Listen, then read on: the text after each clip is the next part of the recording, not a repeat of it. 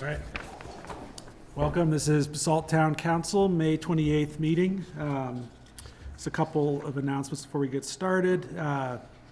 If those online who want to access the meeting, go to basalt.net and you can click on agendas and minutes and look for the May 28th meeting packet. And there'll be instructions on there how to join via Zoom. So if you want to join that way. So I guess we'll go ahead and start with a roll call. Pam, please call the roll. Absolutely. Let us begin with Dieter Schindler. Present. Angela Anderson. Here. Rick Stevens. Here. Hannah Berman. Here. Angèle Dupré-Bouchard. Is she going to join us? She may join us. Ryan Slack. Here. And David Knight. Here. Okay. Majority of the A-team is present. All right. So our first item of business is item 2, the consent agenda. I see that the minutes are going to be included from May 14th in the next packet. But we also have the approved town's tobacco tax grant recommendations submitted by Vail Board. Council approved change orders for paving and roof at Public Works Building on Few Lane. And anybody wants to take any items off, we can. Otherwise, I'd entertain a motion. Mayor, I move the town council approve the consent agenda items as presented. Seconded. It's been moved and seconded. All those in favor, please signify by saying aye. Aye. All right. So next up, we have call to the public. We do have one public hearing, I believe, for a liquor license. If you're here for that, go ahead and wait for that. But limit your comments to 3 minutes. You can address comments directly to me. Identify yourself by name and address, and be courteous, civil, and constructive, which everybody typically is. And we'll make no decision, but we may direct our town manager at the end of the comment. So with that, are there any public comments that anyone would like to make? Please. Mayor Knight, and congratulations. Thank you. Congratulations to other new members of the council as well. My name's Mary Fox, and I'm representing Midland Avenue 100 and 104. We've been here before, so it's a new council. We thought we'd come by and say hi again and remind you of our issues, let's say, with the lights that are out here next to this building, between us and between this building. First, let me say we all appreciate the work that the staff has done to mitigate the glare, and also listening to us, because we've been in here and met with folks a couple of times, and you really have listened to us, and we appreciate that.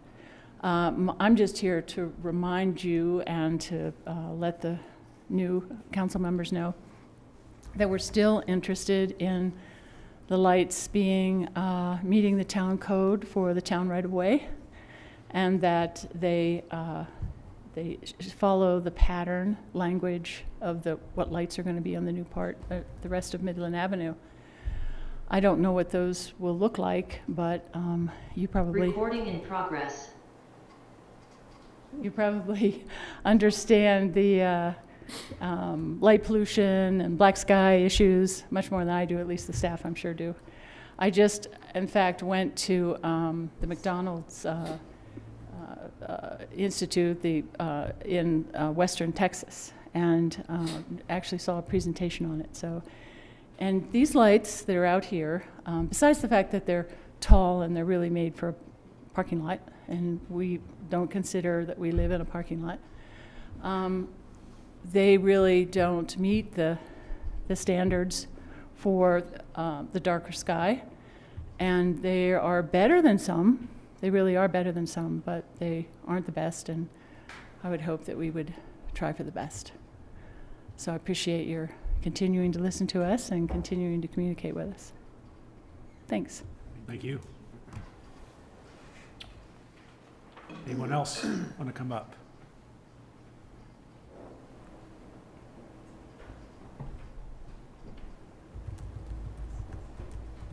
Hi, my name is Maya Hunt, and I live in Glenwood, but when I first moved to the Valley, I lived in Basalt, so it's my first home.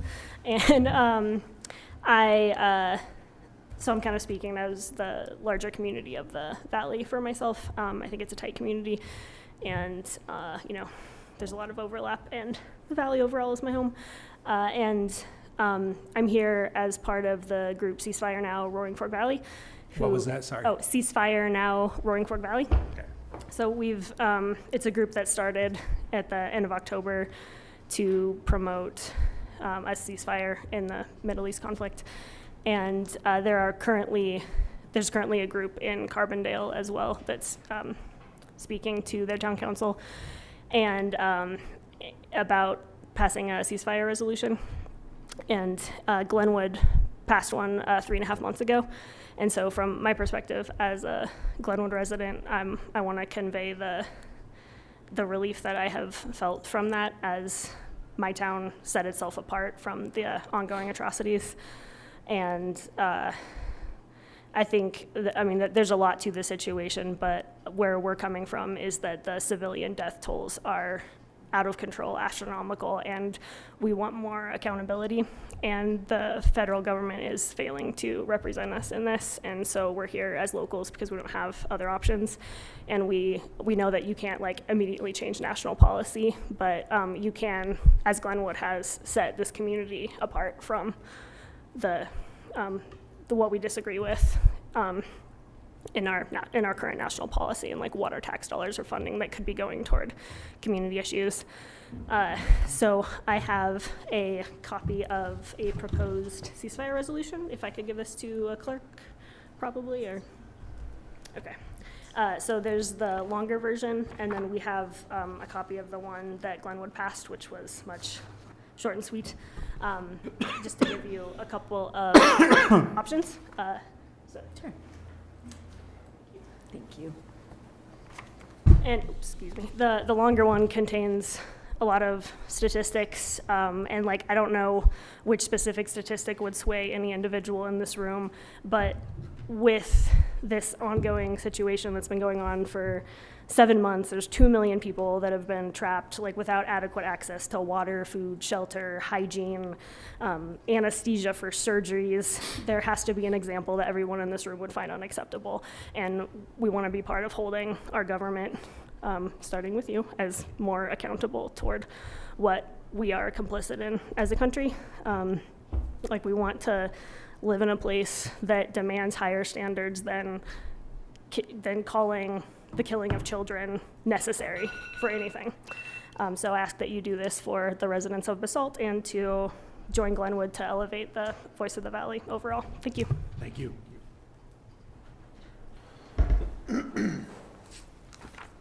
Next up, come on up.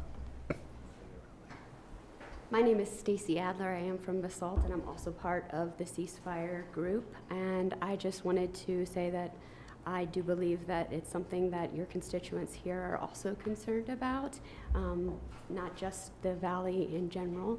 And so I would just like for us to be able to have more conversations about it in the future. Thank you.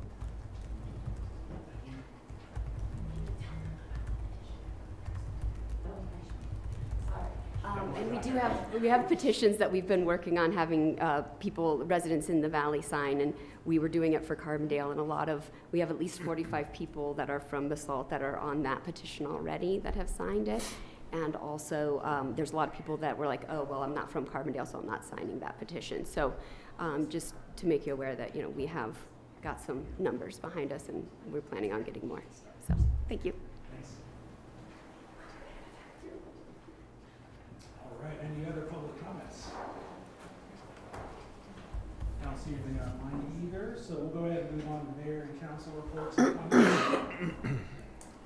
What do you all have? Can someone comment? Sorry, someone's running late. Who was going to give a comment? Would it be possible for them to comment in a minute, or will it be How late, how far out? I think they're arriving, but I can't. I'm not sure if they're parking or whatever. It might be a few minutes. Yeah, they can go after the council comments. I'm okay with that. Okay, thank you. Is your mic on? Yeah, it's the light screen. You guys need to talk louder. Don't go bump on my cello for that once.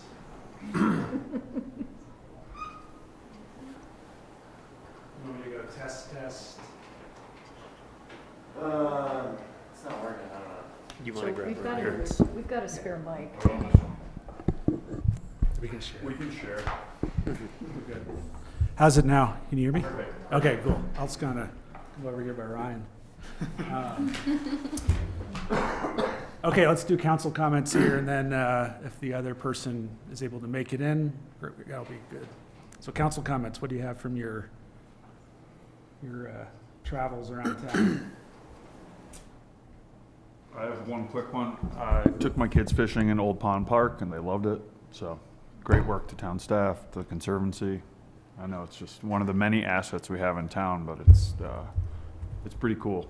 And my kids had a blast, so. Did you see the heron? The herring closed out by flying over and just landing and staring at us. So, yes, we Cool. did. And just thank you to all the town staff, and especially Boyd's crew. I mean, I think we could all say that everything's starting to look really good and green up, and I see them out checking irrigation and working hard, so really appreciate it.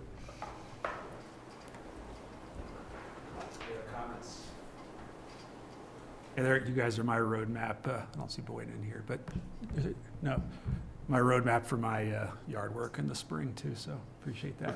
I just wanted to say thanks for Pam, just for everything she did with the election. Ton of work, squeeze it all in, and appreciate all you did for that. And Thank you. thanks. All right, is this our public commenter who just arrived? All right. Would you like to make a public comment?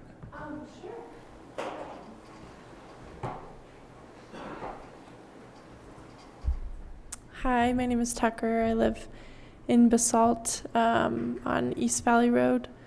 And I would just like to advocate for the Basalt City Council to consider a ceasefire resolution regarding the Israel-Palestine conflict.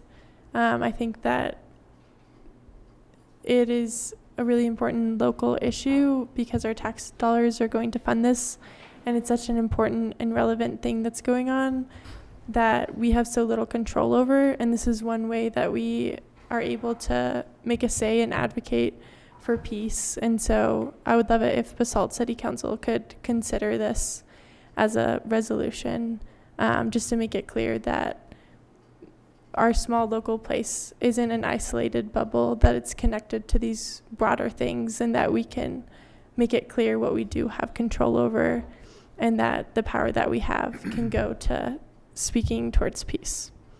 So thank you for your time, and apologies for being late. No worries, Tucker. Thanks for coming. All right, manager's report. Root Eye is open, has been open for a month, and their hours just expanded yesterday. So now the boat ramp will be open till 8 p.m. It's open since 6. Yeah, I think 6 or 8. 6 or 8. You can go online. You're checking every boat. Yeah, and we're back to inspection, so. Good. Well, thanks for that. Ryan, you're up. Yeah, just had a couple of things. The first was the pool opened this weekend successfully. It was a little bit chilly, I think, Saturday. But I wanted to just say thanks to Matt Kay, who's our recreation director, and his team for doing a lot of hard work. Public Works were out there helping get everything set up. And so I think we had a successful weekend. We'll continue to bring the pool temperature up on the big pool. I think they were able to get the robot pool up to about 90 degrees. But as we were dipping down into the 30s pretty regularly over the last week or two, we'll continue to work on that. And I think one other success to note is this year we finally got all of our ground source heat pumps firing in unison. So that's what is heating the pool as opposed to our gas boiler that we used in the past. So that's bringing things up to temp slowly but surely. And one other thing, just in case you guys hear, we were redoing the deck, are still redoing the deck. They had to come out and do some sandblasting on that deck and made quite a mess with the sand during the process, of course. So all of that stuff is getting cleaned up, and I think by this next weekend, we'll open back up Thursday, I think it is, or Friday. I think everything will be cleaned up and ready to go. And we've got some school groups coming this week, so they're getting ready for that. Does that do anything with the texture of the deck? I know in the past. Yeah, this is just a normal maintenance item. Okay. That it is texturized, because if you remember, right after we opened, it was pretty slippery, so we went and put some texture in. But that texture is going to go back in as we do this. So this is just sort of a normal cycle of maintenance and painting. So Got it. yeah, All right. so that should be in pretty good shape. The second thing that I have for you, I put a letter down here in front of you, and just wanted to get a general nod from council to allow David to sign. We have a pretty tight timeline on a potential grant through the Department of Local Affairs. And this grant would be for a local planning capacity grant. So essentially what this money does, it's up to $200,000, would be targeted towards our Parcel 2E entitlements and planning work that we're doing. In some form or fashion, planning is still kind of working out the details on that. But I think it would complement the grant that we received already for that parcel in conjunction or partnership with Eagle County. And so they just require that we support that as the town. And this is something that is on our work plan and in our strategic plan, so aligns with what we're doing and ultimately getting to more affordable housing. So, and it is, by the way, Prop 123 money, and so by kind of going through these paces, it does line us up pretty well to be able to ask for larger grants when we have a shovel-ready project down the line. So, Is that specific to parcel 2E, the application? I think in this instance, yes, it's going to be attributed to Parcel 2E. It would be specific to Parcel 2E, but it would also help with any policies that come out of our affordable housing guidelines update. So if there are other things that we need to have researched or filled out, it would be for that as well. And those updates will be this summer? Yeah, we have a draft right now, and we're expecting to bring that draft to council hopefully early July. Early July. So if you all support that, we'll move forward with getting that in this week. Do we need a motion or anything on that, or? As part of the grant application, is a requirement that the town council approve the application? Not the application, just Okay. provide support for it. Okay. Yeah. We don't need wouldn't a hurt, formal but- motion, but it wouldn't hurt, instead of this kind of informal direction, if somebody wants to make a motion to authorize David to send that letter, we can do that. Also move. Second. Okay, all those in favor, please signify by saying aye. Aye. Okay, I will sign it. Great, thanks. Very good. Do you have anything else, Ryan? No, sir. Next up, we have Shoshone Water Rights. They got Lindsay here, so it's from the Colorado River District, and then Ryan. So let Lindsay come up and then you guys can. Yeah, that's great. Thank you very much. So you introduced Lindsay. So she's going to come and talk about the Shoshone water right purchase that's under contract at the moment for about $100 million, a very significant water right for the Western Slope potentially. And we had, at the last meeting, been able to talk about our own water rights and a little bit how, water rights, including the Shoshone, affect us either positively or negatively. So this is a good follow-up to that, as it's definitely going to be a significant undertaking for a number of years to get that water right ultimately into a place where it can be used for in-stream flow, hopefully. But in the meantime, set up to keep water in the the river through the Shoshone hydro plant. So with that, if you want to talk to us a little bit more about what you know. Yeah, thanks, Ryan. Great introduction. And thank you, Mayor Knight and Council, for having me here this evening. My name's Lindsay DeFreitas. I'm the Deputy Director of Public Relations with the Colorado River District. And it honestly sounds like you all have heard all of this already.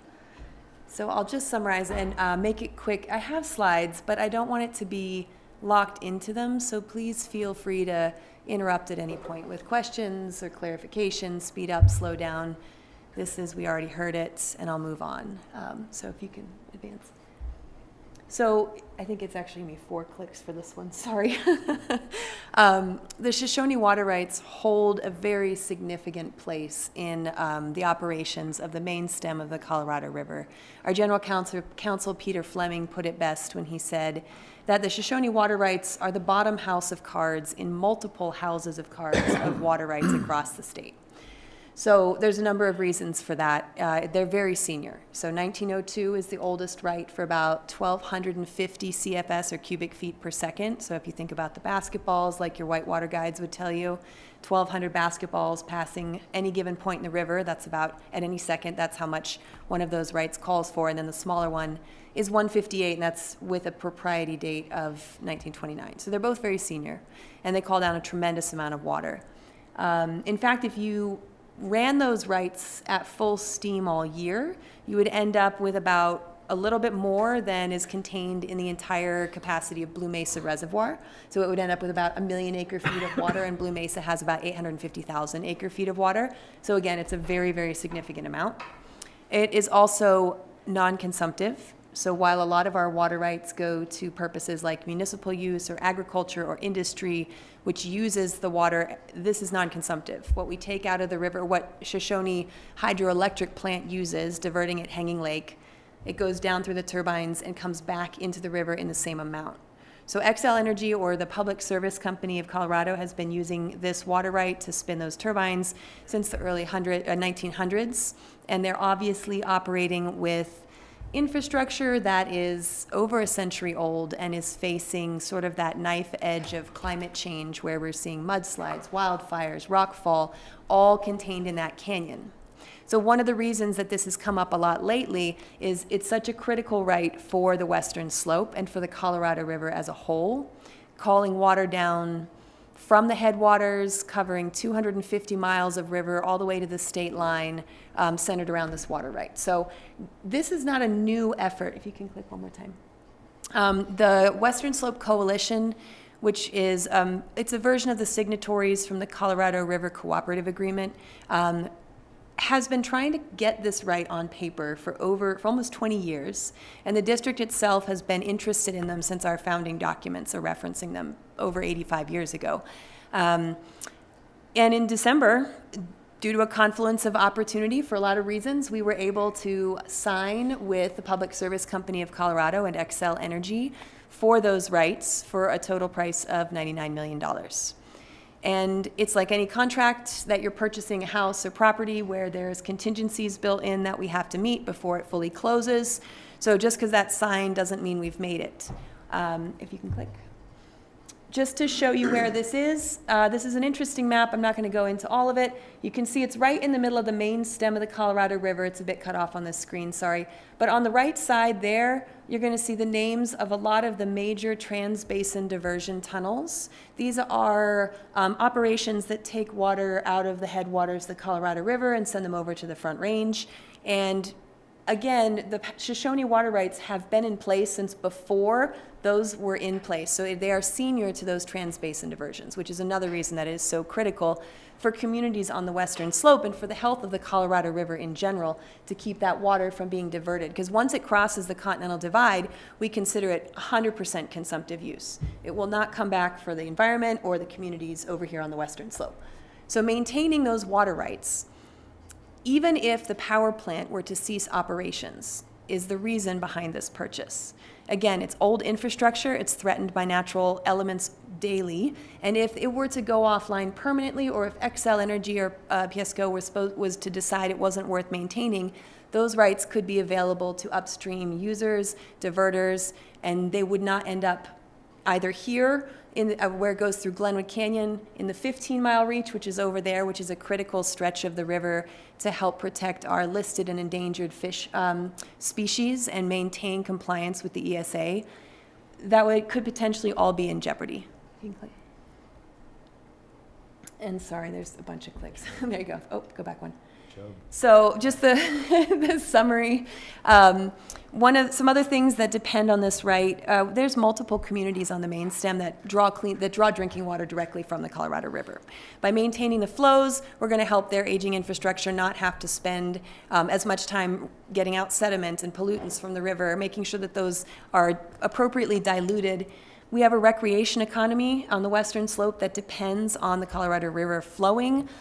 Close to $5 billion of the state's revenue comes directly from whitewater and angling and river-based tourism on the Colorado main stem, so it's a significant driver.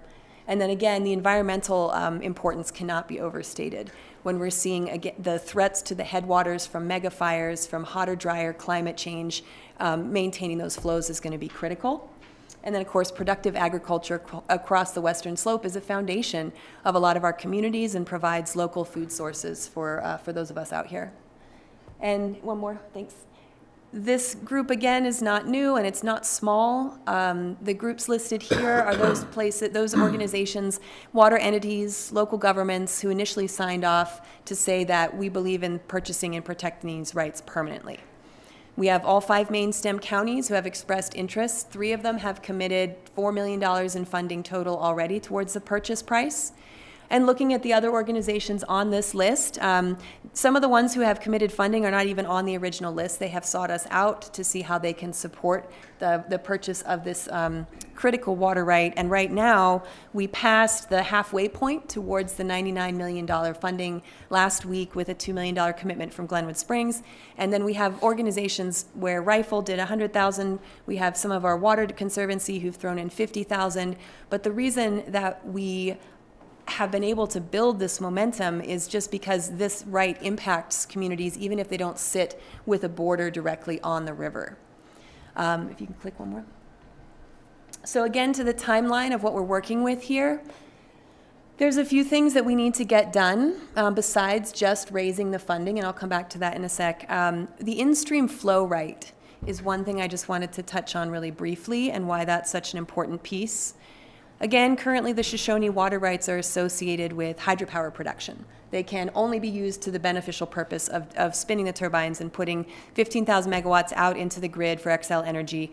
And if that were to go offline by Colorado law, they would not be able to call for those water rights after a certain amount of time had elapsed. They would be facing an abandonment. We want to attach an in-stream flow right, which is a unique opportunity in the state of Colorado. Our in-stream flow program is run and operated by the state, the Colorado Water Conservation Board. It's been around for about 50 years. This would certainly be the largest example of the use of that opportunity in probably anywhere in the West, but definitely in Colorado, and would have, again, tremendous downstream benefits. But it's going to take a while. The change case itself, once it gets to water court, and before that we have to come to an agreement. So we're working really closely with the state at this point. They have committed $20 million towards this purchase. In fact, the governor will be signing the bill, the water projects bill tomorrow in Silverthorne that makes that official. And our own community funding partnership grant program has also committed $20 million. So our total is at $51.15 million of the 99 necessary. What's been really fantastic is that the momentum through the western slope and across the state has bridged political divides, continental divides, water user groups behind this, which makes the next step of our funding strategy, I'm not going to say easier, but potentially more attainable, and that is to approach the federal government and look for opportunities to access some of the funds that are available through the Inflation Reduction Act, which are specifically aimed at drought mitigation and environmental health for the rivers here in the West. So anticipated closing is 2027. The last piece there, of course, is that Excel has to receive approval for the disbursement of those funds that we give them through the Public Utilities Commission of Colorado. Let me click one more. And that's the summary that I have for you. I can go deeper on anything, answer any questions, and if it goes too deep, I will give you Brendan Langenheisen's email and we'll reach out to him. Well, thanks, Lindsay. No, that was really good. I'm sure everybody took a look at the packet there and saw all the detail in there and all the letters of support and all that. Maybe one thing you didn't touch on here, you could touch on is the local impact as far as the frying pan, root eye. I mean, it sounds like this would be a positive thing for that for a lot of reasons, particularly stream flows being at a reasonable level for fishing, those of us who boat, et cetera. You could talk a little bit about that? Absolutely. So when we talk about the foundational level water rights like Shoshone, there's one other significant water right that comes in here called the Cameo Call, which is connected to the diversion structure that you drive by in Tibet Canyon, the roller dam there. That sends a significant amount of water to the agricultural users in the Grand Valley. And the reason I bring it up is that that is the only right senior downstream that can call out Shoshone. It has an 1884 appropriation date. And so I bring that up because when the Cameo Call comes on, it directly impacts the water being released from Root Eye Reservoir. When Shoshone Call is on, Cameo Call does not necessarily need to come on because it is sent, Shoshone sends the water downstream, usually in a similar amount to what Cameo would need. So especially in dry years, if the Shoshone Call were to go away, we would see Cameo come on more frequently, which could lower the reservoir levels, which would lower the reservoir levels in Root Eye, especially in the summer when the recreation economy is so critical. And it would also increase the releases during some of the wading fishing that you guys have that provides gold medal status in the frying pan, because Root Eye would need to release more frequently to meet some of those downstream needs.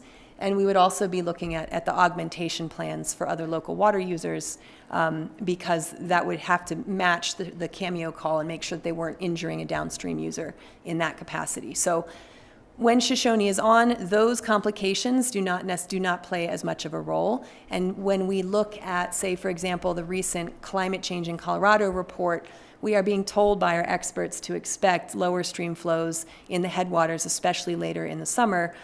Even if we see rain more frequently, that water that we store as snow is going to be gone sooner. And so maintaining levels in Root Eye and other high basin storage is going to be critical. So that's one of the biggest impacts locally, I think, is that level in Root Eye, and then the walkability and the fishing quality in the Frying Pan River. Those are benefits we want to keep. What questions or comments do you all have? Well, I agree with everything you just said. It's been something we've looked at numerous times, especially the flows in the pan. Mm-hmm.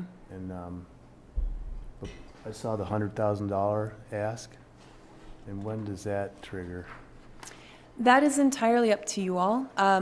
It is at your discretion. What we've been doing with these commitments is we are setting up an escrow account so that the money is held with the appropriate sort of return on investment that you would get as per state law. And then if anything were to happen with the actual contract and it didn't come through, all the money obviously would be returned with the interest that it had accrued. We have been asking for letters of commitment that direct staff to send that appropriation into the escrow account, knowing that there's some council changeover and that this could be a long, drawn-out process.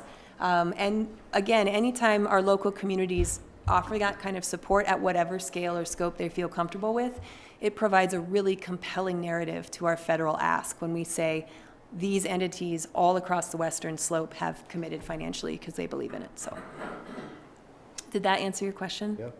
Thank you. A very compelling narrative to talk about the $7 million fly fishing industry that we have too, so. It's all All connected. all connected. Yeah. Yes, thank you. Any other questions? Any other questions or comments? Thank you. Thank you all very much. Yeah, and feel free to reach out with other next steps and questions. Sounds good. Yep. Thank you, Lindsay. Thank you.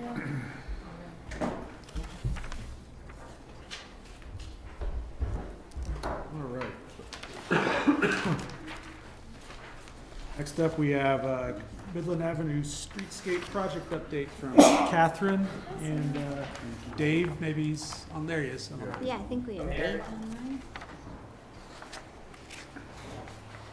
Great. Yeah, this is just as a reminder for our newer council people. I can't remember if we've done one of these, but at our second council meeting of the month, we just come to you all with a brief update on the overall project and are happy to answer any questions you have. So I'll let Dave, who works for Wember and acts as our owner's rep, give his summary. So, good evening, everyone. This is, as I've told the council members who have been here a while, it's an odd one because you can see what's happening right outside the door just about, and so me telling you what's happening is slightly redundant. But anyway, you've seen that we flipped from the north side of the road to the Alpine Bank side, and we'll be there for the better part of a month, doing utility work. Starting to work on landscaping. You'll see the landscaper out there doing some soil, doing some brick pavers. That'll start here in the coming days. So you're really starting to get a flavor for all of the parts and pieces that we'll have in the new streetscape. Moving on to risks, it's the same as we always have. That whenever you dig there, you may find something that you didn't expect. We're hoping we're through most of that, but it's always a risk on a job like this. In terms of budget, we're tracking no new changes, no surprises in the past month, so everything's good. Overall schedule, we're still on track to finish by the end of the year, and we are full steam ahead. There's pictures attached. Again, those pictures are always the last time we're there, which is, a week ago, so they're a little bit out of current dealings. This is before we did the flip. But yeah, happy to answer any questions. Thanks, Dave. Any questions or comments from the room here? I have one. What week do you think we'll be through the knuckle? That's the one I'm most curious. 4 weeks from now?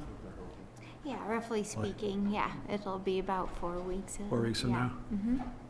And what about just the end of the zone one, which is, I think, late spring, early summer? What is that starting to look like? Yeah, I guess that's my interpretation of what you mean by being out of the knuckle. So it'll be about 4 weeks.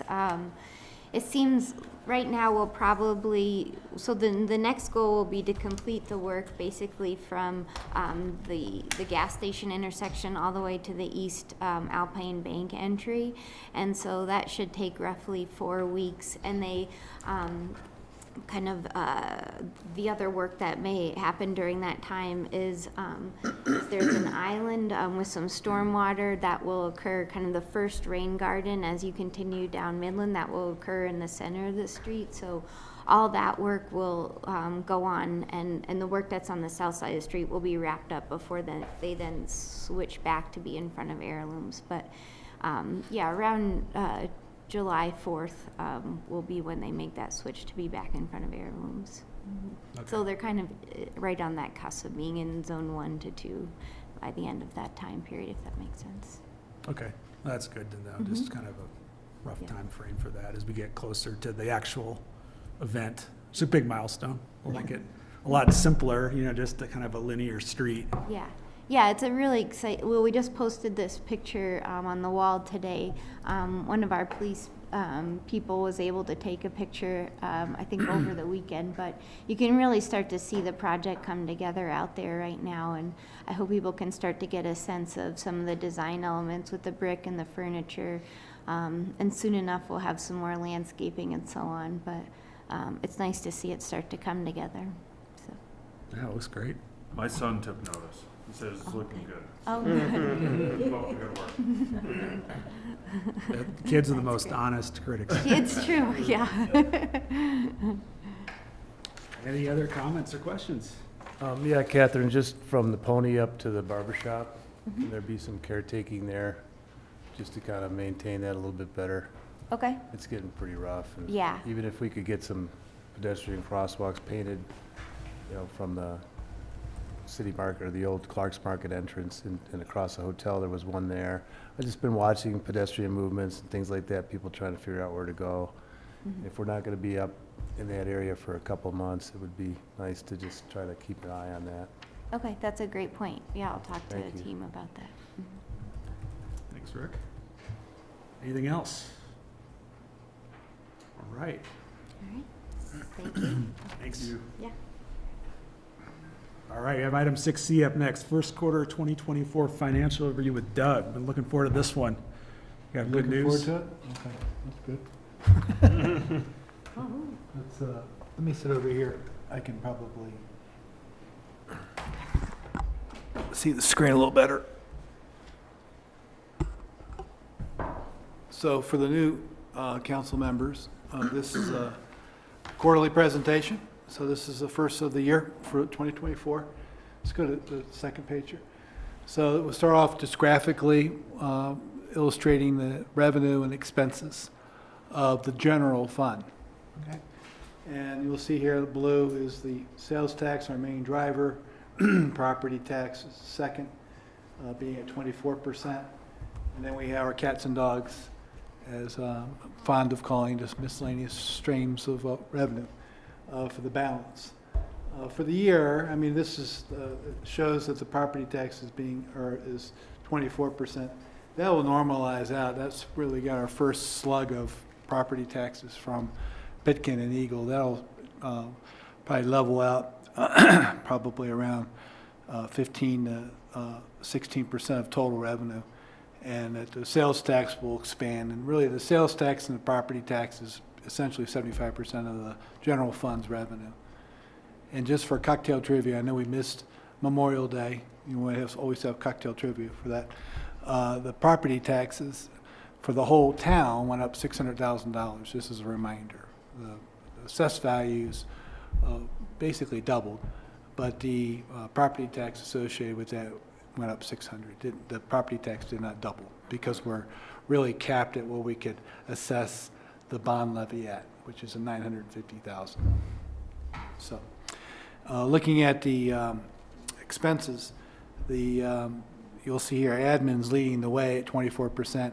That's really because we front-loaded our insurance for the year. We paid CIRSA pretty much lump sum beginning of the year. That will level out at probably closer to 17%. What will ultimately be the leader of the pack will be the Public Works Department, which is Boyd's area, which is really parks, streets, facilities, a lot of moving parts in that regard. It's really a third of our budget. And then police is around 22% of our total spend, and that's a pretty tight number. I don't imagine that's going to be significantly different. And then we have planning and legislative that are followed by the 4 and 5 spot for spend. So that's the graphical. Now you go to the next page. We can make this smaller always. We can also make it bigger. I have this big paper here we can put it on. I don't know how bigger you can make that, James. I can make it bigger. There we go. All right, so this is just that. This is actually putting numbers to the graphical illustration. And then you see our taxes are over here to the left of general, whoops. Can you just, all right, like there. All right, so taxes, this is really our bread and butter. See our property tax, ownership tax, sales tax, and franchise tax. So we're really, when we look at these columns here, 23 is where we were 3 months into the year of 2023. Second column is where we are at March of 2024. The third column is the annual budget. So when I look at this, not everything occurs ratably throughout the year. You know, property taxes come in basically two installments. Our sales tax comes in ratably every month. Our franchise taxes do not come in ratable. It depends on, there's some people who remit franchise taxes monthly. Holy Cross remits it quarterly. Black Hills, which is our big chunk, does it once a year. So you really need to get behind the number to see whether or not you're really off the reservation or whether you're tracking your number. And I did check, and we're actually tracking our number. I feel good about our tax number. I feel very good about our license and permit number. We're already basically 65% the way there. So I don't think we're gonna, I felt that number was stressed last year because the level of building permits were not being generated. But I don't believe we're gonna have a problem meeting the budget for that this year. Moving down into the intergovernment revenues, we got grants. That's essentially in our budget for grants is the reimbursement we're getting from Roaring Fork School Districts for our school resource officer, and then the cost share we have with Raftar and our Basalt Connect. So I don't believe those are at risk. I mean, that's just a timing difference. Those monies coming in, we bill them out. So I believe we'll make our number there. Our highway tax, that looks like way off, but in April, we received $70,000 from Eagle. So we're back in the hunt on that number. And then motor vehicle assessments and road and bridge were negative.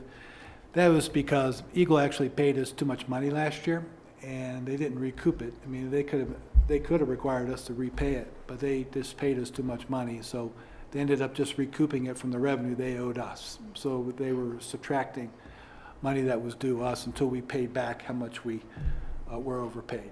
For this year. The overpayment occurred in 2023, so they were recouping stuff as we earned it. So that number will be slower this year? A little bit lower, but I looked at it through April. I mean, that road and bridge that's generally is about $10,000 to $11,000 a month, so I feel like we're not gonna be way off on that. I'm not terribly stressed on that one. Actually, I'm not stressed on any of them. I think we're actually in pretty good shape. Our service charges, that will be a bit of a challenge because you see that Basalt River Park HOA assessments is not going to be $88,000. That was what the initial read was from our friends at Basalt River Park, but it looks like it's going to be closer to $55,000 this year. So there'll be a miss on that, but I think we'll make it up somewhere else, frankly. I mean, we're already ahead of schedule on our sales tax. Our fines are, for the police department, that's tracking a little bit more ahead of what we were last year. The bigger number to if you wanted to borrow trouble is whether or not we're going to be making our interest earnings, because we had taken that up to pretty aggressively to $1 million, but we're already tracking 285 on our earnings, and we're still doing pretty well on what we're earning our interest. So at the end of the rainbow here, we're at 3.6 million of revenue compared to last year 2.8, and 34% of budget is where the revenue is netting out. So I feel like that's a pretty good number. There's nothing's flashing yellow here to me that need to be concerned with. Can we double click before we jump off revenue on the on sales tax? I think it was 25.8. Yep. I imagine it's not linear completely. I mean, as much as we'd like things to be linear, it's probably not. How does that look compared to the trajectory you would see, in a typical first quarter, like seasonality and things like that? This would show you, because last year at this time was 1714, and we're at 1768.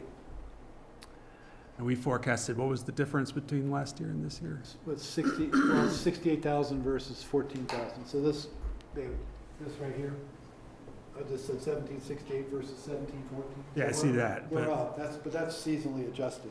I mean, but I guess the 25.8, are we expecting 25% a quarter, or is it some, you know what I'm saying? Is there? Well, it worked out to be that.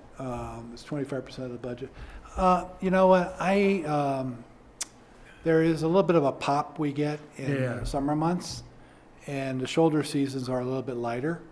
But I don't know if it's way off, because when we do the sales tax analysis, we're looking at the same time last year. So any sort of seasonality is already built into the comparable number.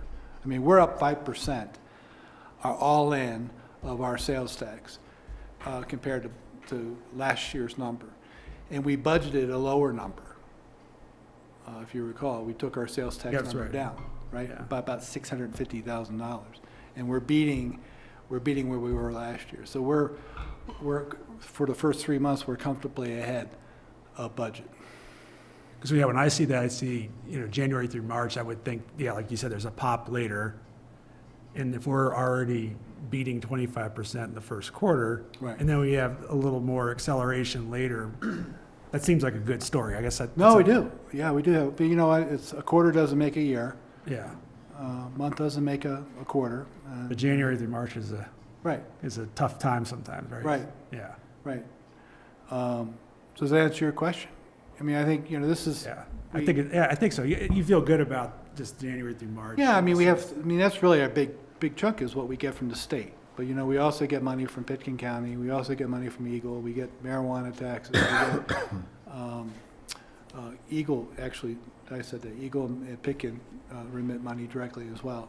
So, I feel like when we do a payer analysis, Scott Condon had an article, if you read it, that was pretty good. I showed him how to read shared with him how we, did our analysis. So he's actually had a pretty good article about it. It was a pretty good It representation. sounds favorable. Yeah, and he got it right, which was good. So it was a good story. Good story. Cool. Any other comments before questions or comments that anybody? Okay. Right. And then on the expenses, I'll just quickly go through these. I just feel like there's no department that's under stress. We have a tighter budget this year than we had last year. So I know my fellow colleagues know that we're interested in what we're spending and that we're looking at everything. You'll see that you'll go, oh my gosh, it's 25% of the money's already spent, or the year's already gone. We've already spent 30% of the legislative budget and maybe 30% of the administrative budget. But again, these expenses aren't deemed to be occurring ratably throughout the year. Like on the administration, we had spent $200,000 for our insurance at CIRSA. So I mean, that kind of makes it's not a smooth number rolling each year, each month throughout the year. And then our legislative budget, we've spent some money on our council grants, some other things that we've done. So I haven't seen anything here that's given me cause for concern on our operating expenses. I don't think we're going to be like way under.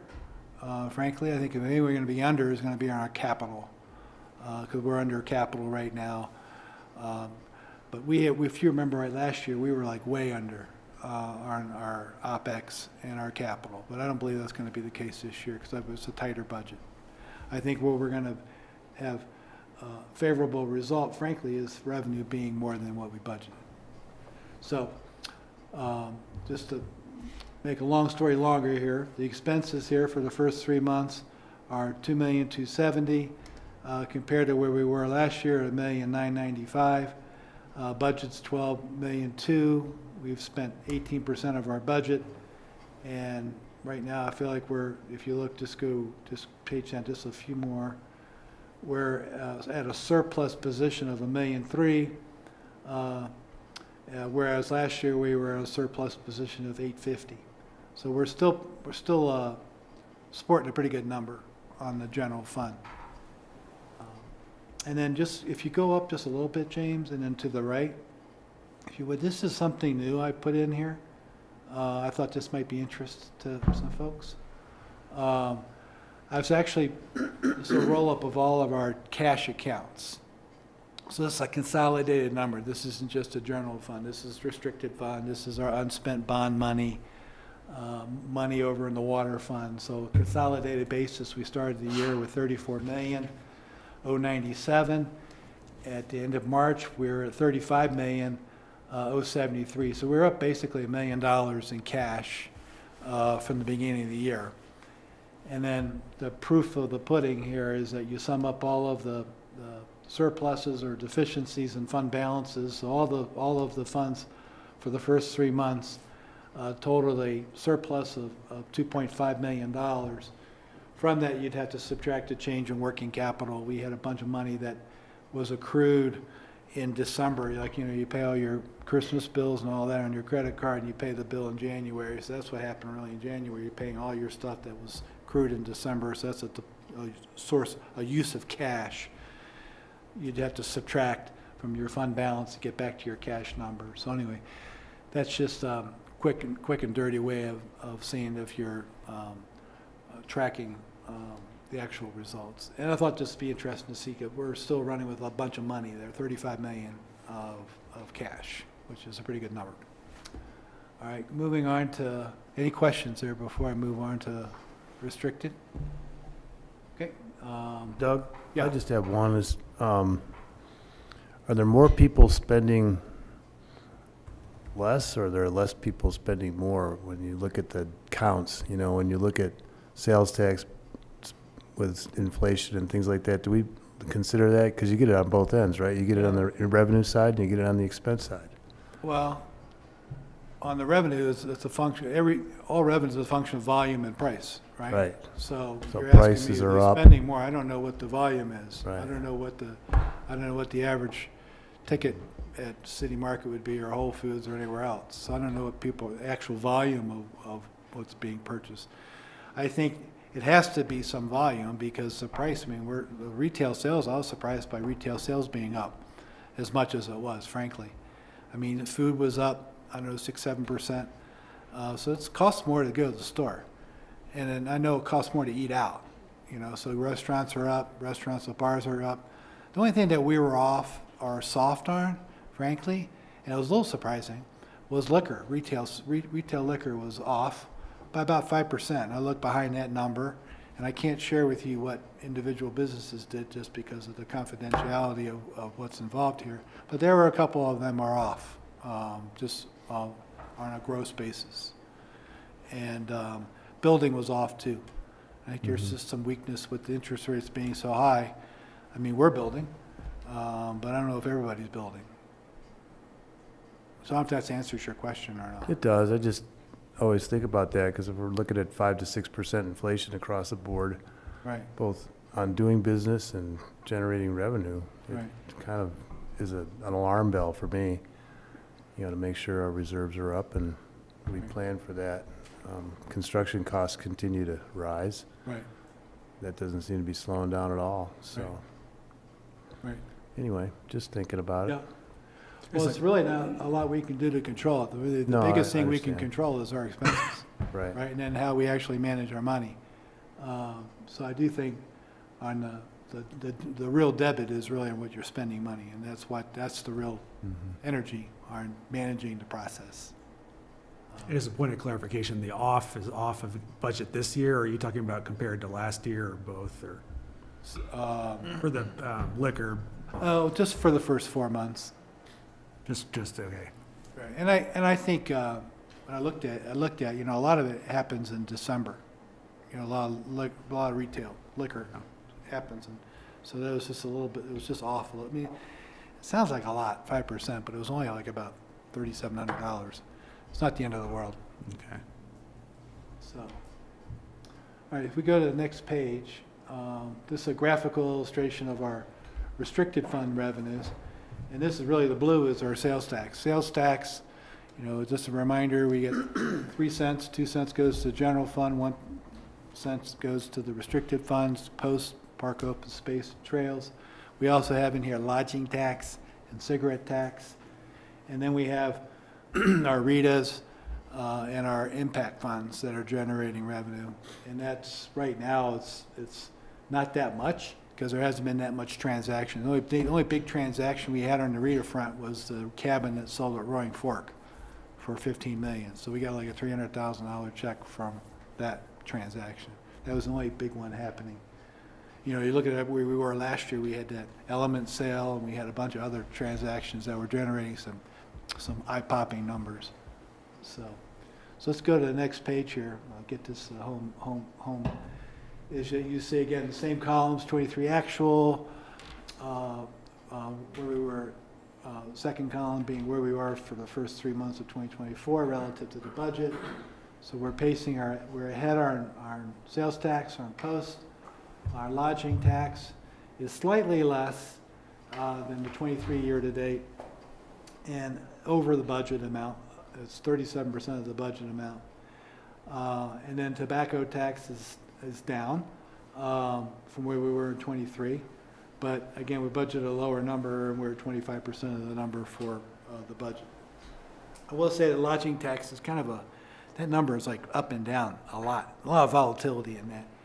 And we are enforcing our short-term rental tax on lodging. You know, we had bought a software package that helps us canvass who's actually taking ads out for renting their property, and we are following up with them on compliance with that. It's a team effort between planning and our finance team on getting our compliance greater with our lodging tax.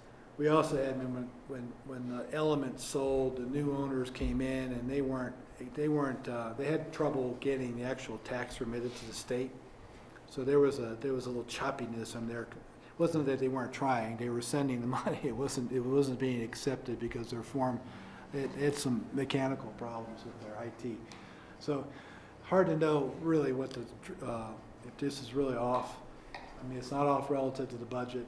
It seems like it's a sturdy number. I feel like we're doing what we can to enforce our short-term rental ordinances. So anyway, it's 28% of our budget, 25% through the year.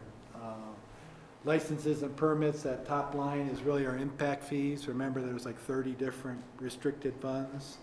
9 of them are RETAs. The rest are like impact funds and some of the funds that the police department uses for its activity.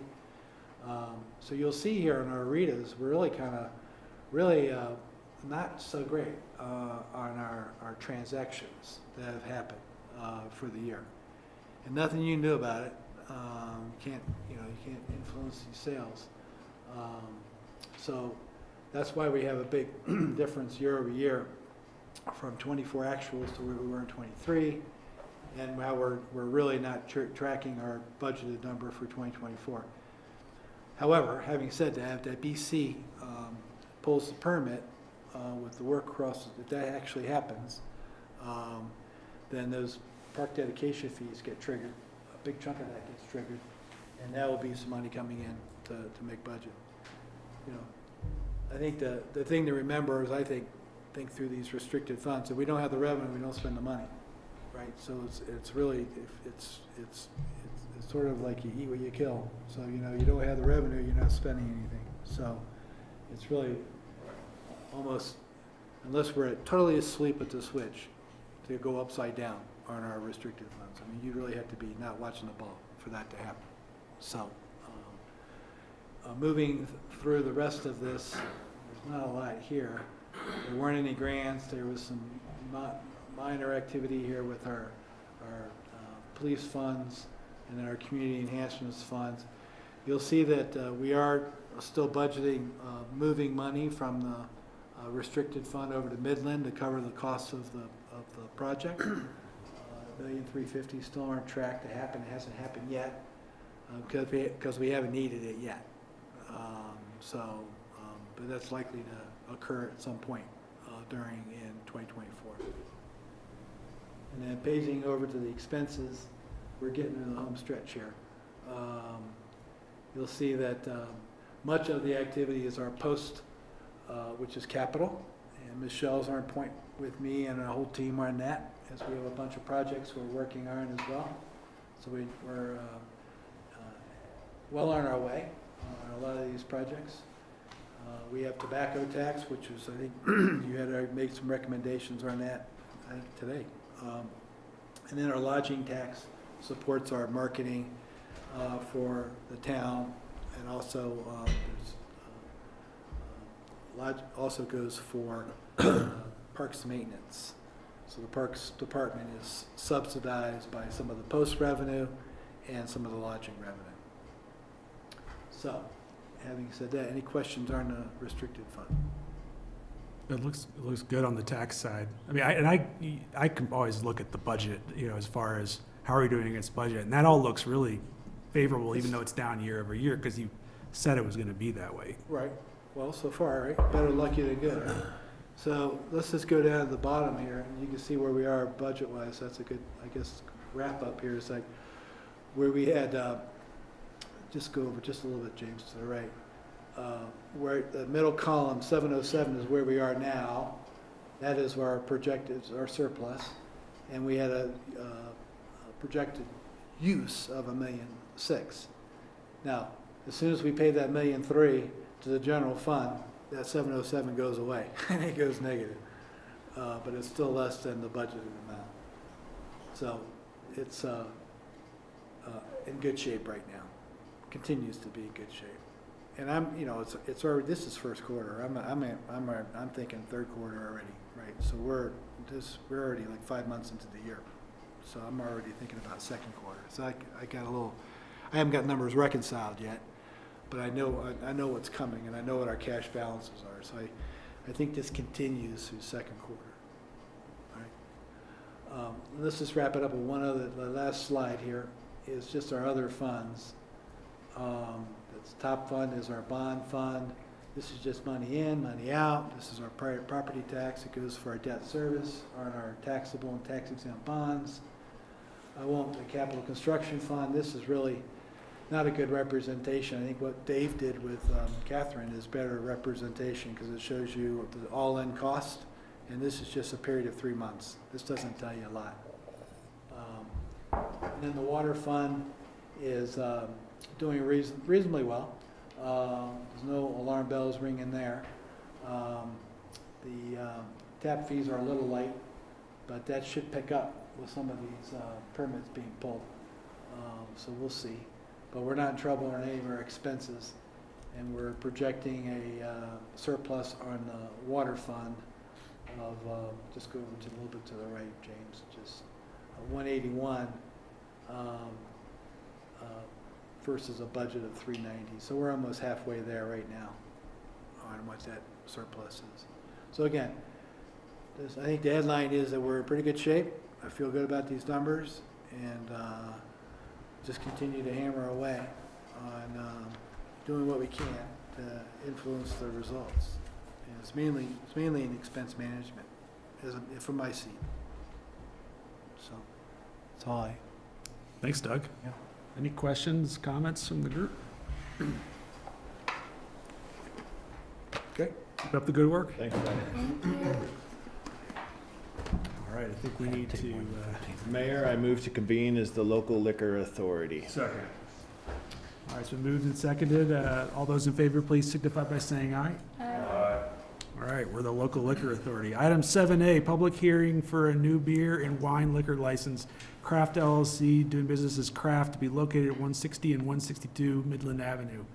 Basalt. Pam, Okay. we got Dree too. So this evening, this is one of those issues that we kind of brushed on when we did our introductory discussion with the new council. This is one of those quasi-judicial hearings that you hear about. And so Dree is here this evening as the applicant for a new liquor license, a beer and wine license at Craft. Just beer and wine. And the staff, council has to have certain findings in order to issue a new liquor license. Those are spelled out in the memo. Staff also asks all the investigating agencies, planning, building, police, fire, and health, to weigh in on any new liquor license as well. So with that, I will just run through this really quickly, and then Dree may want to make some comments. It is a public hearing tonight, so we'll try and keep it brief. So Craft Dree Lectie has submitted an application for a new beer and wine license at 160 and 162 Midland Avenue. She's expanding into the back building there. She's going to be leasing that property as well. So there will be 2 buildings and a courtyard, basically, in between. And Dree can explain her vision for that in just a few minutes. None of the investigating agencies had any concerns. Planning does wish to require ongoing compliance with the conditions of the TRC certificate that they issued. Any outdoor amplified music shall require approval by the town planner. Building has no current code violations. The applicant is working through building updates in anticipation of ADA compliance. And occupancy posting will be posting the signs of how many people can be in those buildings back there. There are no major renovations planned back there. Police have not found any reason that Ms. Lichty has any reason to be concerned with the liquor license. She's clean, as we like to say. Fire department has no issues on their end, and the health department notes that Craft Coffee is in good standing with their department as well.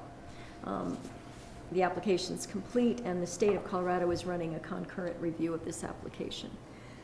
Based on the finding on the staff investigations, town council is able to make the following findings in response to any restrictions with the state statutes. No prior licenses have been denied at this location within 500 feet of this location in the last 2 years. The applicant has possession of the property for the term of the license. There are no municipal zoning laws prohibiting the sale of alcohol at this location. The building is not located within 500 feet of any public or parochial school. The applicant appears to be of good moral character, as evidenced by the fingerprint background check. The applicant has been informed that a responsible serving class must be completed by the sellers and servers at this location, and it's actually within 4 months of obtaining the license, not 6. Yeah. The applicant has submitted a petition to the town with 49 signatures of people within the neighborhood demonstrating support of the adult inhabitants of this neighborhood. Staff has a positive recommendation for finding issuance of this license if the council so desires, and there is a suggested motion there if council wishes to go that way. And so Dree might want to make some comments about her little place, her vision back there, her reason for wanting a liquor license. Yes. Hello, everyone. I guess I don't have to talk so close to it. Yeah, I want to expand with it gives me the ability to have a lot more outdoor seating and just do a lot of our community events that we really find so true to our heart at Craft. So from our open mic nights to having local chefs come and do dinners to even like meditation classes. So not necessarily that we would be using the beer and wine license all of the time, but it would be something that's very beneficial to us. Just supporting our business and growing. And I mean, I've so many of my friends told me this, but when you give out beer at an open mic night for free, it's like we really could be capitalizing on making money instead of making it a private event, and we don't really have that opportunity. So my goal is to create a little market in the front. You kind of go back, you can have a coffee shop during the day, grab some grab and go food, all local, and then just have beer and wine from 7 to 6, obviously not at 7 a.m. We wouldn't be serving people beer and wine. Actually, I don't even know what you would do in that situation, but that's something that just came to my mind at that moment. But we really just want to incorporate bringing a space for community. And Basalt, to me, in so many ways, just has a really good opportunity to have businesses like this. My business supports so many different makers and local purveyors. And yeah, it would just be really nice to have this addition to it. And I also had one in Carbondale too. So I know all the like most of them besides the one I just shared in front of y'all. But yeah, I would really love to just support the community, having more spaces to kind of enjoy dogs, kids, chalk, paint classes, just some fun stuff. So nervous being up here. That was a good summary of that. Thank you. Let's do a public hearing, and then we can do some questions and comments. I'll go ahead and open the public hearing. Yeah. Do we have anybody who would like to come up and speak at the public hearing? Anybody online? Okay, I will close the public hearing and then open it up to questions and comments from council. I'm excited for you. It's great. Thank you. Congratulations. Thank you.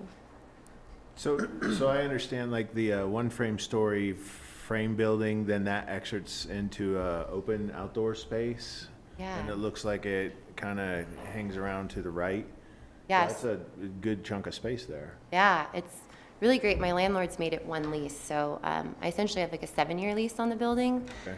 But it kind of, you still would enter in through Craft, like the main entrance, and then you exit to our right. We have an exit, and then you use that alleyway to kind of go through the back. I like a hidden little garden kind of And then there's a two-story frame building back there. Is that sort of Yeah. the event space? Or? So for during the day, it would be seating. And I do have, James, we have only the ability to have 5 people upstairs, which I'm kind of being a little bit more creative on that aspect of having like a smaller meditation class, which we used to do kind of in Carbondale, where it's like, it's quiet hours upstairs. There's maybe 3 to 2 people working, but the house would be more like seating. So it's like during the day, you're sitting outside or inside. Which, yeah, but no food is being prepared there or anything, just more like being in your grandma's living room, you know, where you want to stay all day. It is like my grandma's living room. Cool. Yeah. Thank you. Any other questions or comments?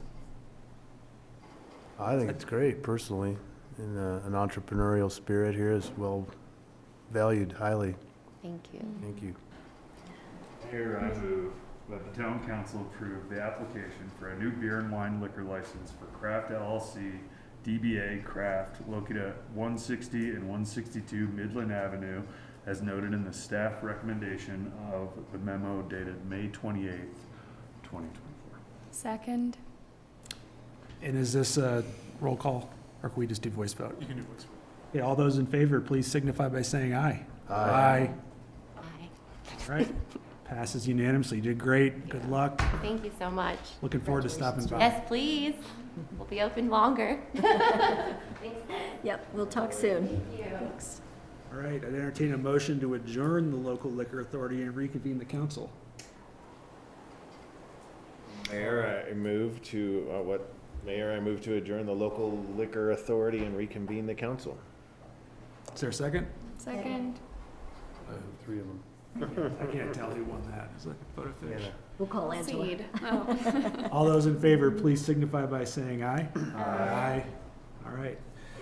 Moving on, item 7B, special event activity permit for Basalt Summer Concert Series. Michelle and Alec. Hi. Hey. Good evening, Council.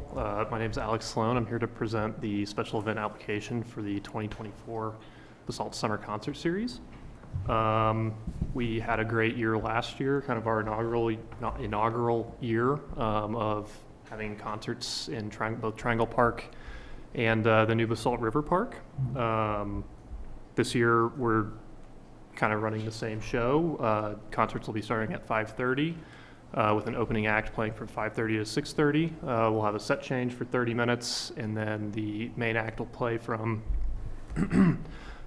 7 to 8:30. We have 10 concerts this year, starting June 19th, which is coming up pretty soon, and running every Wednesday except for July 3rd until August 28th. This concert series functions as a nonprofit benefiting series. Where we have sponsors paired with nonprofit organizations. Participating nonprofits hold a liquor license, and they are able to sell beer, wine, and spirits at the events, and they keep 100% of the proceeds from that. We will also have nonprofits running a snack booth, which is the same model. They provide snacks and keep 100% of the profits.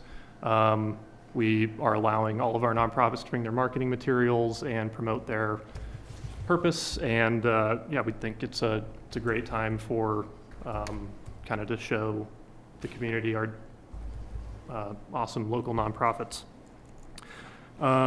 We do encourage attendees to patronize the surrounding restaurants. No outside alcohol is permitted. However, food and non-alcoholic sealed beverages are allowed within the concert venue. Where else am I at? I think that's it for the main concert series. In addition, this year, instead of having that 4th of July, around 4th of July event, we are planning a festival on July 6th, Basalt River Jams, if you've seen it advertised so far. The main Basalt Summer Concert Series has been advertised a little bit here and there. So in addition, we'll have that festival. It'll run from about 1:30 p.m. into the evening. We're nailing down some details, but it seems like we're looking at a boat parade adjacent to the park with a decor contest and some winners and some prizes being given out for that. We'll have a fly fishing casting competition hosted by Frying Pan Anglers. And then we'll have six musical acts performing at the park throughout the day. Also new this year is our Willits Locals Vocals series taking place down at Triangle Park in Willits. We have 8 dates every other Friday starting this Friday, May 31st. We'll have a local artist playing from 5:30 to 6:30. There's no liquor license held for this event. It's kind of a picnic, bring a chair, listen to a local artist for an hour, and it's kind of an incubator for our main stage, and it helps draw some attraction down to the Willits area as well. We've worked with police, fire, and other town departments to make sure that these events are going to be safe and ensure that everybody's taken care of while these go on. That's kind of what I have for now. Michelle, do you have anything to add for this? Yeah, I'd just say we were super excited about the awesome publicity and articles in the paper this weekend. That was really exciting, and I really just want to recognize how much effort Public Works puts into helping us put up and take down for the concerts. Our awesome events crew, Alec and Scott, and our music coordinator, Brent Compton, who is putting us on the map with finding all this amazing talent. It's just been awesome. And then, of course, our nonprofits and sponsors who participate and bring even more community to the event. So we are stoked, and we're ready to do this. Have we booked up all the nonprofits? Like, is every concert covered by somebody, or do we have open spots still? We can wedge someone in if someone is looking for one more spot. Okay, so spread the word. We've got a pretty good listing of nonprofits and sponsors, but we want to help everybody participate. So cool. I've met with a lot of them this week, and they all seem very excited to join and participate in this event. I know we did one with the Conservancy last summer. It was pretty fun. So it was fun to volunteer for those. George and I did, Pat. I think they'll be coming back again this year for, I can't remember the date. second or third concert in August. Mark that one. Cool. All right. Questions or comments?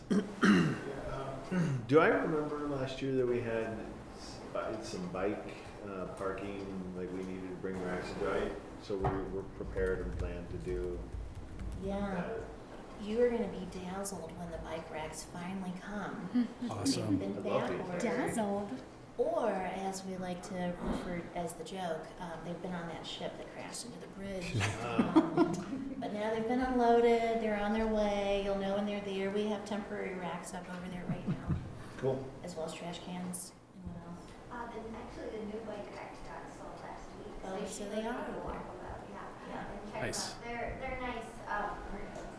There's some nice new blue ones, and then for the overflow, we have the temporary racks set out there too, just because of the volume that we were.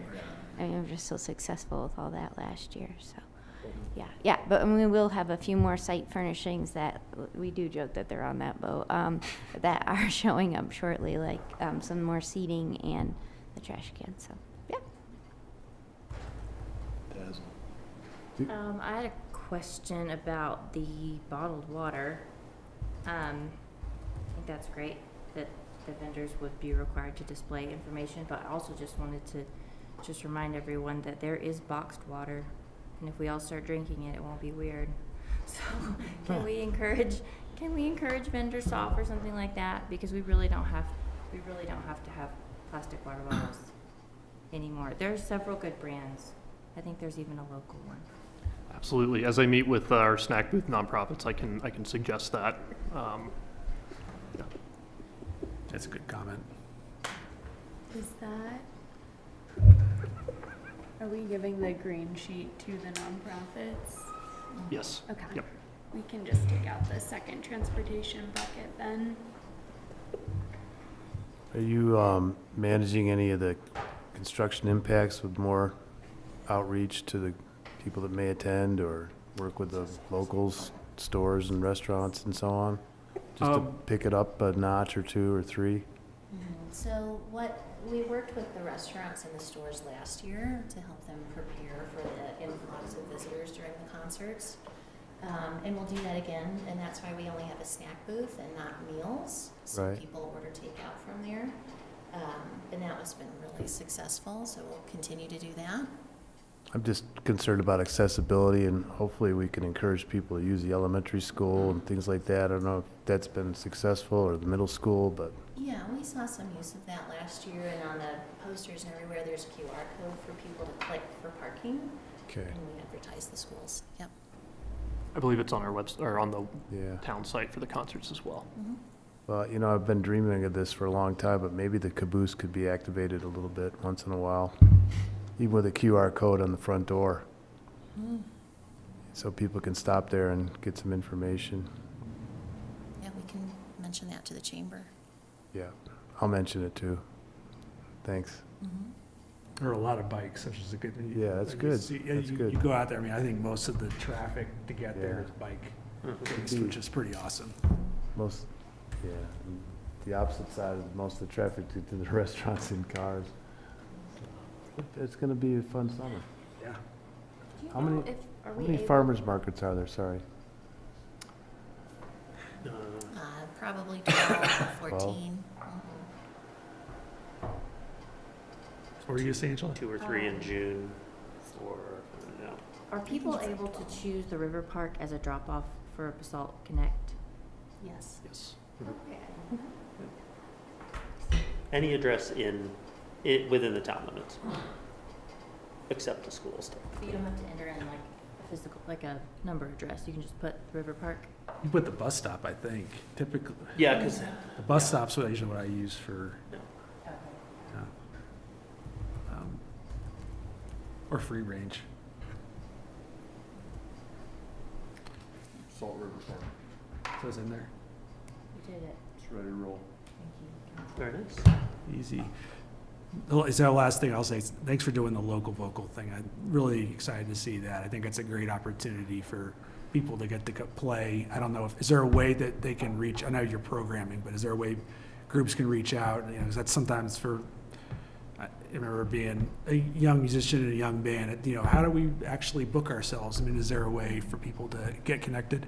I get a lot of calls from local artists and connect them with Brent Compton, who books our music. Yep, and people can email events@basalt.net. Cool, all right. Anything else?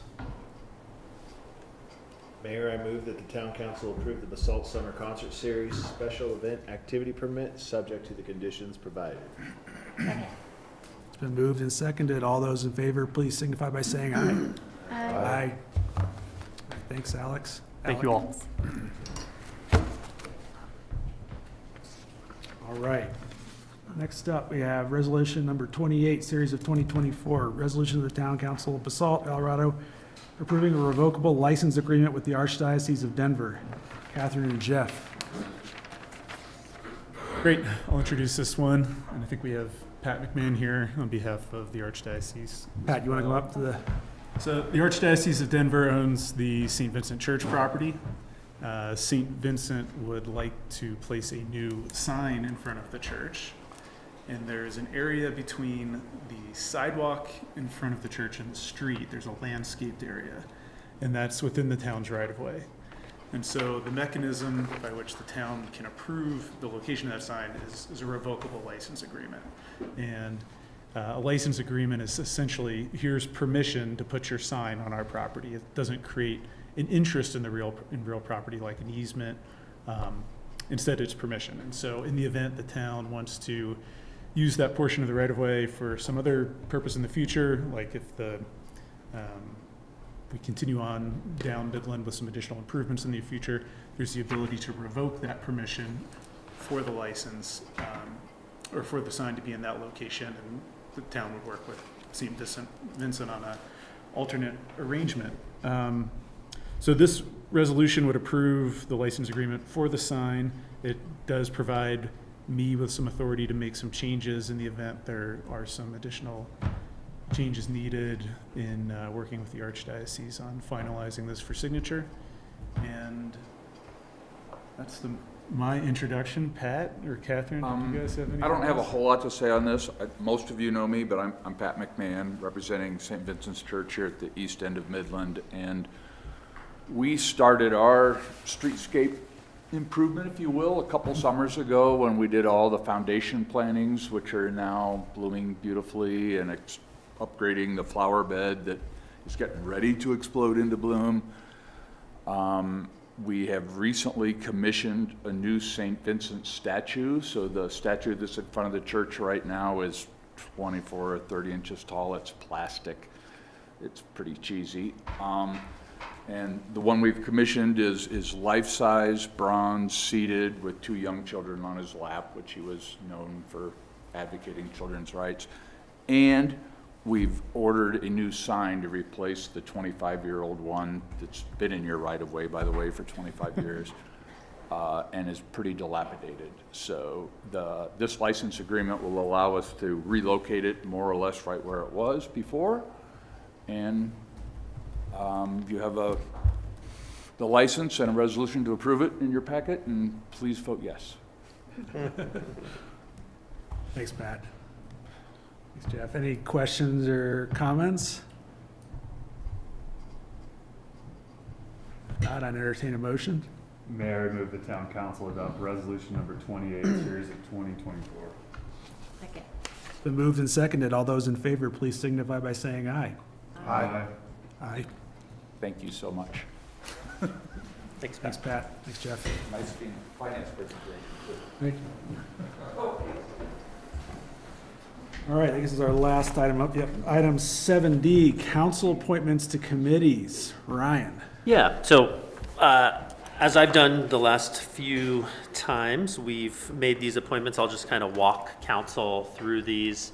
I have heard from a few of you where there's some interest perhaps in staying in committees, but I also know that there's interest in filling new vacancies. I did also hear from Angel over the weekend. She has interest in a few committees, and once we get to those, I'll make mention of those.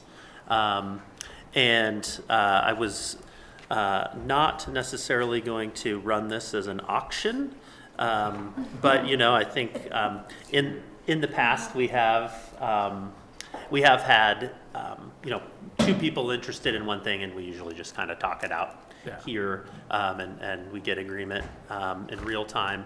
And then the other piece to this is that sprinkled throughout these committees, not all of them, but there are representative staff members. So some of them are, you know, largely staff boards, or a few of them maybe, that have a council liaison, and then some of them are kind of council heavy but have staff support. So I can kind of walk you guys through those. So I think I'll just start here at the top. The idea is ultimately we'll make a motion here to approve, and then that'll solidify the appointments on our end. And then I do have one little wrinkle with a second motion that we need to remove Elise Hoddle from the West Mountain Regional Housing Coalition. So, and then we'll put the new people in. So the first one here is Mayor Pro Tem. We have done that one already, so Ryan Slack will fill that position. The second one here is the Rudai Water and Power Authority. Ryan Slack is the current member. He's been in that position. Is that something anybody's interested in or care to take? Keep going? Stay, yeah. Love to stay? Yeah, it's good having you there. Okay. Everybody feel pretty good about that? Yep. Okay. Okay. Let's go, Dieter. And then we have the Roaring Fork Transit Agency, RAFTA. So the lead on this is the mayor. So that would be David, and then there's also a council alternate on that. And Ryan, I know you had attended one, but I don't know what your interest level is, or if there's interest level from other people on the council there. And I was previously alternate, so it would slip me up in the other spot, right? That's what typically we do. Oh, as far as the pro tem position? Is that what you're saying? No, Because you yeah, were pro like I'm the tem, current alternate, so it says vacant on there. For the Roaring Fork Transit, it was previously the mayor. Oh, and then you were the alternate. And I was the alternate Yes, yes. previously, yeah. Right, So he goes to the primary. that's right. Alternate is open. You want to do it? Okay. It's every second, I think it's second Thursday at 8:30 to 11. So we can talk sometimes if we need to tag team that. Okay. Both of us can go, only one votes, yeah, basically. Okay. So, Is the alternate expected to go? no, but alternates go Do quite they? frequently because it's a great meeting. They put on a great meeting. There's a lot of good information, and it's good if you're gonna have to cover to have some a head Some start. context, Yeah. And you can attend remotely You if you can, can't make it? yeah. They're WebEx users, so their remote works pretty well. Okay. But otherwise, it's live at Carbondale Town Hall. That's great. Okay, everybody good with that? Yeah? Okay. Roaring Fork Conservancy, David, you're on that one. I think that's historically been the mayor, but you were mayor pro tem, so I don't know. You're Yeah. interested Bill asked if I do that, and I'm gonna stick with that one for sure. Yeah. Okay. Everybody good with Roaring Fork Conservancy? Yes? Okay. The BOZA, Board of Zoning Adjustment, we have one vacancy on there, which is Glenn Drummond. This is one that Angel did mention she would be interested in being on. And then Dieter, you are on there. I know you've put a lot of time and effort into this board. When was the last time, like 4 years? They haven't met since I've been here. It's just a function of the code, so. Alternate for. Now I need to sign up for another board. Is everybody okay with Angel being on there as one? If she's into it. that's Okay. fine. She does And- 3 other ones. She's got one more in mind. And then, Dieter, did you want to stick on? I didn't even know it was on there. Yeah. We'll let you know. So who's the first and who's the second? Angel would be the first alternate, or the first, and then Dieter would be the second Okay. on there. We have a new application, so get ready. Ooh, this is exciting. Oh, really? Okay. All right. We've been holding them. The next one here, I think we would have an opening. So this is the Victims and Witness Assistance and Law Enforcement Board. So this board has 2 council members on it. They, in part, review applications for victims of crimes, and there's some money that they're able to award folks through an application process to help, make them whole. It's not usually going to make them entirely whole, but I think it's a good start. And so far, we've had Angela and David on that for the last few years. And then the other thing that we just finished up were the tobacco tax grants that we do through that board as well. So what say you guys on that board? I love the Vail board, and we'll fight to stay on it. Okay. I really like that board. I'd like to. Okay. I love the Vail board too, but I want to give someone else the opportunity to do it. I've been doing it for 4 years, Yeah. and just a plug. You get to do so many good things for people out there. You get to work with a couple great citizens on the board, plus Chief Knott runs a great meeting, and the meetings are going to be quarterly going forward. Keep me honest. Yep. So, and I think there's going to be a live one, but usually we do them via Zoom. But I think there's going to be an in-person one coming up. It's an awesome board to be on. I really enjoyed it. I'm going to miss it. Great. I miss you. No. Interest in that one? And we can always appoint Angel to another board too. She's not here, but does anybody? I'll do it. You'll do it? Okay. Yeah. I think it'll go. You doing the? Because you were on the one we did before with. I'm into it. Let's do it. Yeah, the discretionary, it's pretty adjacent to this discretionary work we do, so. Yeah, I'd say that seems right. And then the next one we have is the Basalt Emergency Management Committee. Pam runs this committee, and that's a group of folks from a bunch of different agencies who focus on emergency management. I think you guys get together quarterly. We are this, every other month. Every other month, okay. So 6 times a year. It's usually in the morning, and Pam gets good snacks. But you talk about a lot of things that are going on, whether that be some wildfire, whether it be flood, whether it be COVID at the time of that. Ice dams. Yeah, ice dams. The police departments in there, work with the schools on security and all kinds of stuff. I mean, it runs the gamut. Yeah. So we've had a vacancy on that one for a little while since Glenn left. So is there interest in that one? I am actually interested in that one. You are interested? Yeah, I am. Okay. Yeah. All right. Then Ryan's interested. Anybody else interested in that one? There's room for one. Good? Good? Okay. You're okay with him? Okay. So Ryan? I promise you I'll put it in my calendar. I ran into Pam outside. She was like, hey, there's a meeting tomorrow. And then halfway through the day, I was like, It happens. No worries. She'll remind you. The next one is the Basalt Early Childhood Coalition. So this is, we have a staff person that sits in on this. This is a coalition of several different agencies, plus the providers of early childhood education. Right now, we have Angela on there and Ryan. But I will be happy to give my seat up. Happy to still attend, but also happy to. And this one, you tell me, my impression is that staff ends up doing a lot of the administrative work, if any is required, and then you guys are there in support. We're mostly there to listen. Okay. It's a great pulse on what's going on in the childcare community. Yeah. It's hard. We don't have kids. Kind of really what it is. Okay. Or little kids. Happy to. Takers on that? I would do that. Yeah. So then we would have maybe one of you step down from that. Did you say you're good? Yeah. Okay. That they, the prime on these ones, I'd say, is asking for a council member. So I would be interested. you want to do that? Okay. Everybody good with that one?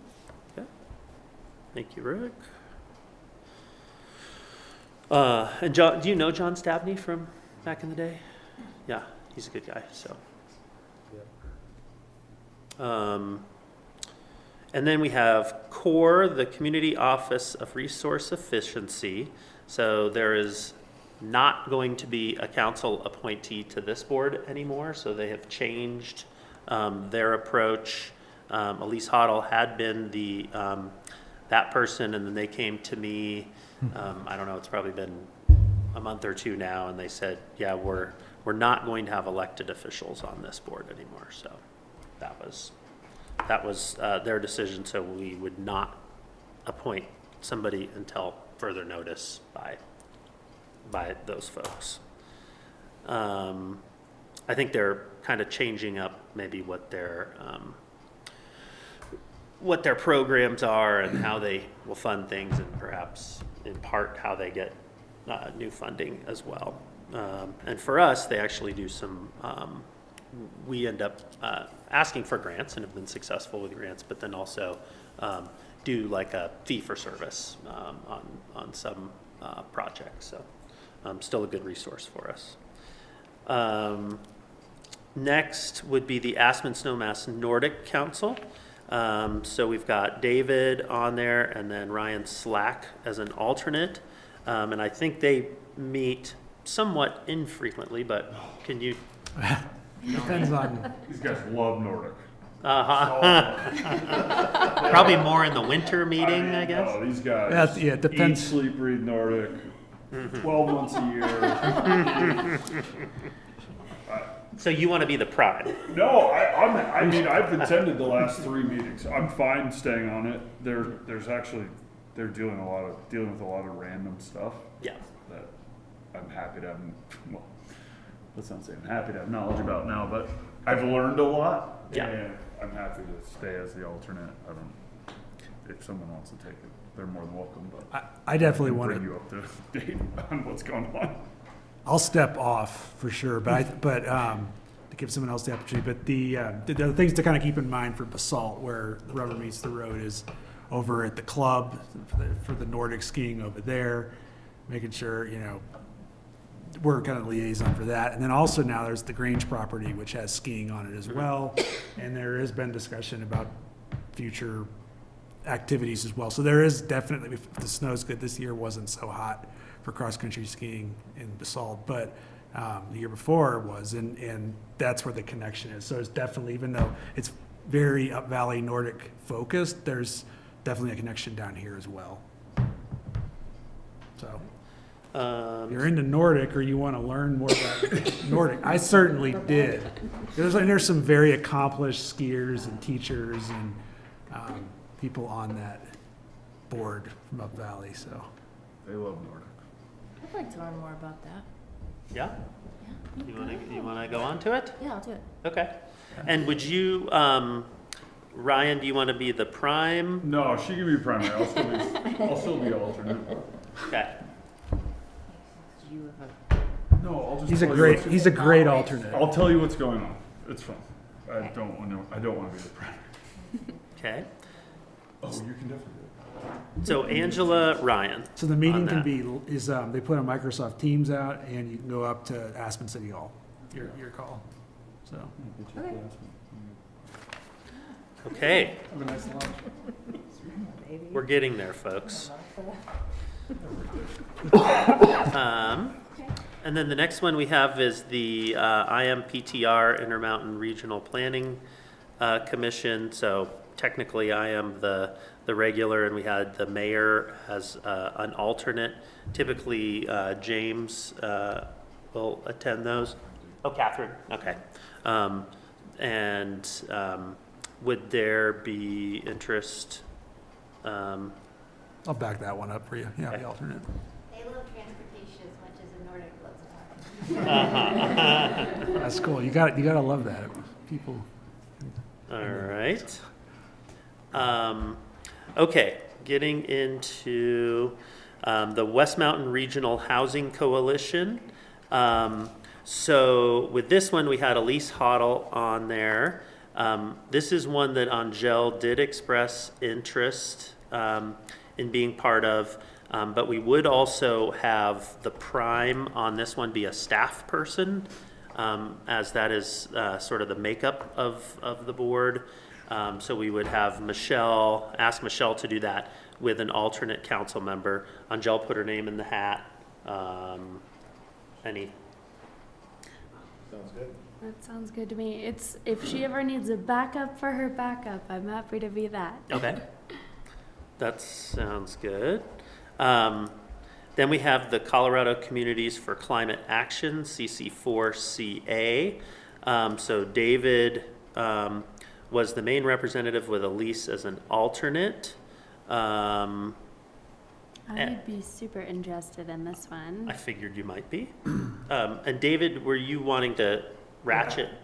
I'd like to be the alternate. I still will testify and do that work, and I keep working with Lindsay and Jacob and Anita and the staff there. So it's good, with Sarah. We have good relationships with that group, and they do a lot of good work advocating on all of our behalfs in our municipality.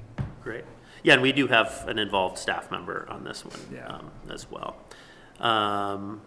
Okay, is everybody good? So David, you're the alternate and you're the, okay. Yeah. Thanks. Anna's the prime. Prime.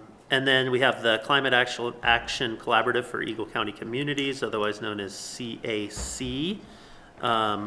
So we had Elise on here, and Sarah helps with that one. I'd also be happy to jump in on this, but I don't need to take all the climate Just if take other all the people climate. want it. It's good for some consistency. But I feel like I was talking to Matt Sure about it, and it seems like there's some overlap that might be helpful. Between the two? Yeah, no, I think that's right. Sold. Sold. I didn't even have to auction. In on it. A lot of fighting going on up here.